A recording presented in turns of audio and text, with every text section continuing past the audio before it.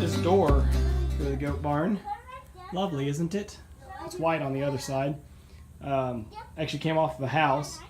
Now I framed this doorway for a pre-hung door. I don't really know why, but I did. But of course we're not going to go spend the money on a pre-hung door for the goat barn. So I had to go ahead and fill this in, shimmed it in here, and shimmed it down to the top. So we're just going to basically directly screw the door hinges right here to the post. But the one thing I was going to show you was I'm having to reverse these hinges because we want the door to be a in-swing door, and right now it's the way we would hang it anyway, it'd be an outswing door. The way these hinges are, it would be an outswing door, I think.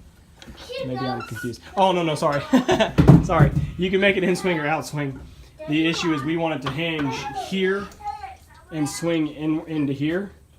And the way the hinges are on there right now, it wouldn't. The way the hinges are installed right now, it would hinge there and swing over that way. So I'm taking these hinges off and I'm just reversing them.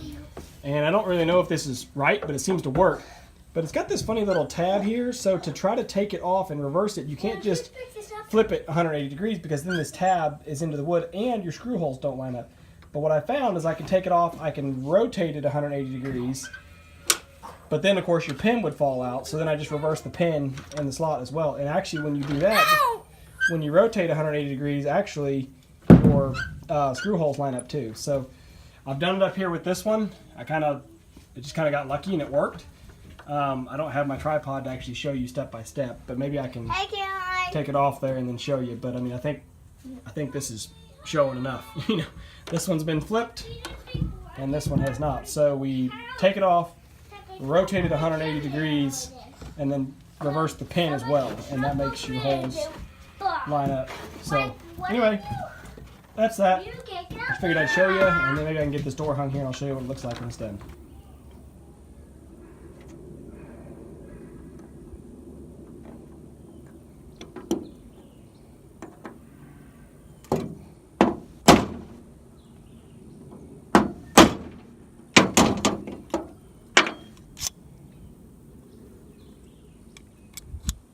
So see, I managed to find this punch key in the Connex box, and it was in that tool chest that was in there when I bought the Connex box, and it's the perfect size for driving out these pins. The first hinge that I was showing you, it was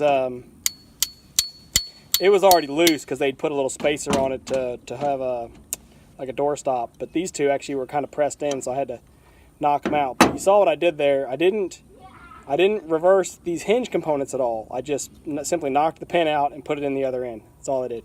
And so now it'll mount right up on the door just like the other ones were. So I'll get them put on there and then we'll see about getting that door hung. Nice. Can you shut it? Nice. Good job, Mare. Nice seat, baby. Nice seat. You did good. You sat on the tool and not on the wet floor. That's good. All right. Well, the door's in. And I'll show you some of the tinkering I had to do because, again, this whole barn, I know it's not square. Nothing's perfect. So it's just like constantly trim this, trim that. So the door frame itself was not quite square. If I sink these screws all the way in until they're tight, then it makes this top corner of the door hit up here, which I could take this board down and shave it a little bit if I want to do that. But for right now, I just left that hinge just slightly loose. But these are tight, sunk tight. Those are sunk tight. And these are pretty tight. They're off just a hair. It's really not bad. Caroline, don't get stuck and fall in that mud. You're real close to falling down. I saw you. Okay, you're fine. Good. And then I had to go through and, of course, reverse the knobs, because since I reversed the hinges, that put the knobs and locks on the outside. I had to reverse my little bolt or whatever you call it there. So right now it doesn't actually grab. I've got to get a piece of 3/8 inch material to put in here to basically shim this out. And then of course I got to find a striker plate somewhere because I don't have one. But it's a little springy. It doesn't want to just float. And I think that's because of that hinge up top being just slightly out, because it's not hitting anything. It's not rubbing on anything.